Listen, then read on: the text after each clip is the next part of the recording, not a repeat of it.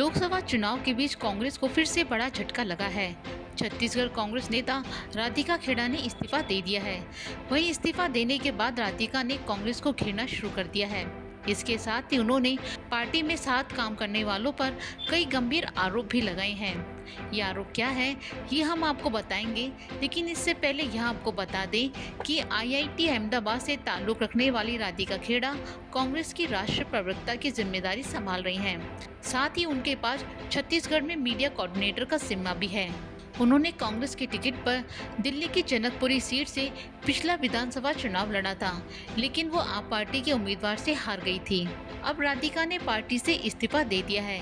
उन्होंने आरोप लगाया है कि छत्तीसगढ़ कांग्रेस के एक नेता सुशील आनंद शुक्ला ने अपने दो साथियों के साथ रायपुर के पार्टी ऑफिस में उनके साथ अभद्रता करने की कोशिश की। जब उन्होंने इसके बारे में पार्टी के शीर्ष नेताओं को जानकारी दी, तब आरोपी नेताओं के ऊपर कोई कार्रवाई नहीं की गई।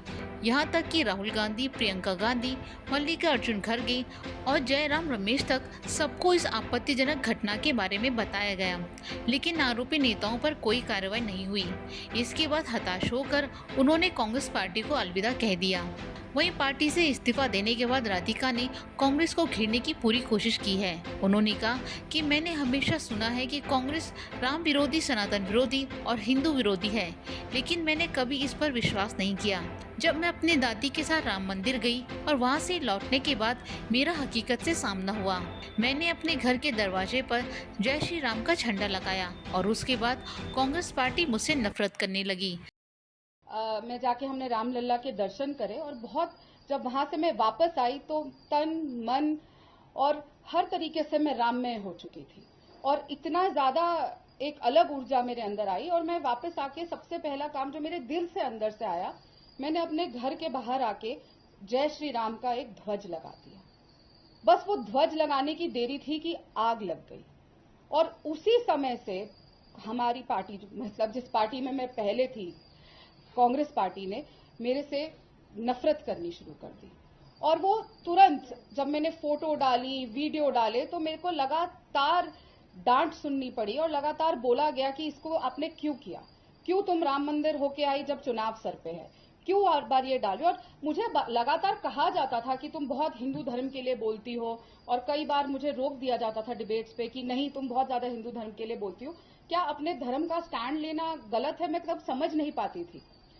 लेकिन जब मुझे डिबेट्स पे जाने से रोका गया, कम कर दी गई और टास्क जो दिए जाते थे वो कम कर दिए गए और लगातार हर मोड़ पे अपमानित करना शुरू कर दिया गया, तब मुझे समझ आने लगा कि क्या शायद कुछ गड़बड़ है। लेकिन मैं तब भी नहीं समझ पाई थी कि एक षड्यंत्र मेरे खिलाफ रचा जा रहा था, मेरे कैरेक्टर को लेकर और भी चीजों की। एक षड्यंत्र रच के मुझे ऐसे अपमानित किया जाएगा। राधिका खेड़ा ने कहा कि मैं 3 साल से लगातार प्रियंका गांधी और राहुल गांधी से समय मांग रही हूं, लेकिन मुझे कभी मिलने नहीं दिया गया। न्याय यात्रा के दौरान भी राहुल गांधी किसी से नहीं मिले। वो आते थे तो अपनी यात्रा में 5 मिनट हाथ मिलाते थे और जाकर बैठ जाते थे। वो किसी कार्यकर्ता से भी नहीं मिलते थे। उनकी न्याय यात्रा केवल कहने के लिए थी। मुझे लग रहा है कि उनको ट्रैवल ब्लॉगर बनने का शौक है और वो वहाँ ट्रैवल ब्लॉगिंग कर रहे हैं। जी, मैं 3 साल से लगातार प्रियंका गांधी जी और राहुल गांधी जी से समय मांग रही हूँ, लेकिन उनको ऑफिस हमेशा कभी एक के पास भेज देता है, कभी दूसरे के पास भेज देता है। एक से समय मांगेंगे तो बोलेंगे दूसरा समय देगा। लगातार न्याय यात्रा के दौरान भी मैं छत्तीसगढ़ की मीडिया देख रही थी। न्याय यात्रा के दौरान तब भी न्याय यात्रा की भी मैं इंचार्ज थी वहां की मीडिया की, तब भी राहुल गांधी जी किसी से नहीं मिले। वो आते थे अपने यात्रा में 5 मिनट हाथ हिलाते थे, जाके अपने अंदर ट्रेलर में बैठ जाते थे, कार्यकर्ता से भी नहीं मिलते थे। लगातार मैं वहां पे बोलती रही कि हमें 5 मिनट मुलाकात करा दीजिए, वो किसी से नहीं मिलते थे। उनको सिर्फ न्याय यात्रा कहने के लिए करनी थी, पता नहीं किसकी न्याय थी वो। ज्यादा तो मुझे लग रहा है कि उनको ट्रैवल ब्लॉगर बनने का शौक है और वो ट्रैवल ब्लॉगिंग कर रहे थे वहां आके और किसी से बात नहीं कर रहे थे। तब भी मैंने ये मैटर उठाया था, मैंने तब भी उनके ओएसडी दोनों को, पीएस को ये बात बताई थी कि ऐसा हो रहा है आपकी यात्रा में। सोचिए, न्याय की बात कर रहे हैं पूरे देश को करने को और उन्हीं के पार्टी ऑफिस बेरर के साथ वहां पे अन्याय हो रहा था, तब भी नहीं सुनवाई, क्योंकि राहुल जी बिजी थे। उनको अपने ट्रेलर में बैठ के पता नहीं क्या देखना था अपने। किसी से नहीं मिलती। लड़की हूं, लड़ रही हूं, सामने एग्जाम्पल है, पर उन्होंने ये नहीं बताया था कि लड़की हूं, लड़ सकती नहीं। लड़की हो तो लड़की हो तो पिटोगी। कांग्रेस का यही नारा है। लगातार अपने नेताओं को बदसलूकी करी जाती है। प्रियंका चतुर्वेदी के साथ हुई, जैसे मैंने कहा, अर्चना गौतम को तो खुद पीटा गया कांग्रेस कार्यालय में, मुझे कांग्रेस कार्यालय में बंद कर दिया गया। ये कोई बाहर की घटना नहीं है। जब कांग्रेस कार्यालय में, नेशनल कार्यालय में और स्टेट के कार्यालय में अगर ऐसी चीज हो रही है तो बहुत चिंतन का विषय है। जो लोग बात करते हैं महिला के न्याय की, जो लोग बात करते हैं मणिपुर की, कर्नाटक की, वो खुद अपने घर में लड़कियों को पीट रहे हैं और कमरे के अंदर बंद कर रहे हैं। और क्यों 3 आदमियों ने मुझे कमरे के अंदर बंद किया, ये भी बहुत चिंतन। इसके साथ ही राधिका ने राम मंदिर को लेकर भी मीडिया के सामने अपनी बात रखी। उन्होंने कहा, हम पीढ़ियों से इसका इंतजार कर रहे थे कि कब राम मंदिर बनेगा, कब रामलला के दर्शन के लिए जाएंगे। वो पार्टी जिसकी सभा की शुरुआत रघुपति राघव राजा राम से होती थी, मैं कभी सोच नहीं सकती थी कि वो राम के दुश्मन निकलेंगे। पार्टी जिसकी शुरुआत हर सभा की रघुपति राघव राजा राम से होती थी, मैं कभी जीवन में नहीं सोच सकती थी कि वो राम जी की इतनी दुश्मन निकलेगी और उनको इतना कष्ट होगा कि कोई रामलला की उपासना करेगा तो और उसका ऐसी सजा मुझे मिलेगी, मैंने कभी नहीं सोचा था। आज भी मेरे रोंगटे खड़े होते हैं सोच के कि जब मुझे उस कमरे में बंद किया गया और प्रियंका गांधी जी की चुप्पी आज तक मुझे तकलीफ दे रही है। राहुल गांधी जी की चुप्पी, मल्लिकार्जुन खड़गे जी की चुप्पी, जयराम रमेश जी का मुझ पर चिल्लाना, मेरे पास शब्द नहीं है। मेरा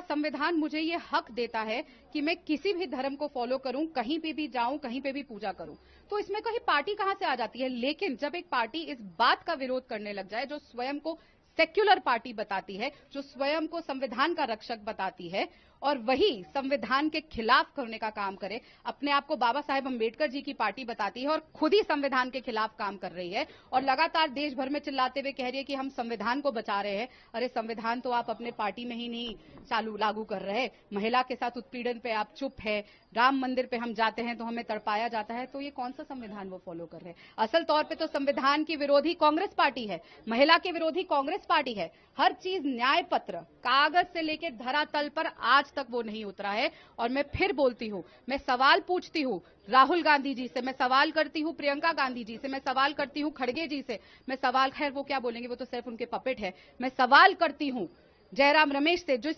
तीव्रता से, जिस जोर जोर से उन्होंने मुझ पे चिल्लाया था कि तुम ये क्या कर रही हो, आज मुझे बताएं कि इस बेटी को कब न्याय दिया जाएगा। मैं कोई भी पार्टी ज्वाइन नहीं कर रही, अभी न्याय की लड़ाई है, मैं न्याय की लड़ाई लड़ रही हूं। जैसा मैंने कहा 22 साल में न्याय की आवाज बन के काम करते आई हूं और जब आज मेरे साथ अन्याय हुआ और मैं चुप बैठ जाऊं क्योंकि संविधान के विरोधी लोग, राम जी के विरोधी लोग और आरक्षण के विरोधी लोग आज मेरी आवाज दबाना चाह रहे हैं कांग्रेस पार्टी, तो मैं न्याय के लिए लड़। लोकसभा चुनाव के दौरान लगातार कांग्रेस पार्टी के नेता पार्टी से इस्तीफा देकर भाजपा ज्वाइन कर रहे हैं। फिलहाल तो राधिका खेड़ा ने भाजपा पार्टी ज्वाइन करने से इनकार कर दिया है, लेकिन यहाँ देखने वाली बात होगी कि राधिका के आरोपों में कितनी सच्चाई है।